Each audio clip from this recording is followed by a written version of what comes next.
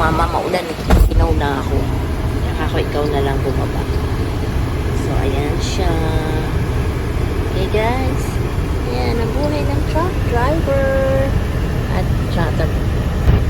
At life ng isang driver's wife. Ayan, punta na si Mark sa store at bibili siya ng kanyang lunch for today. Okay, thank you for watching. Bye!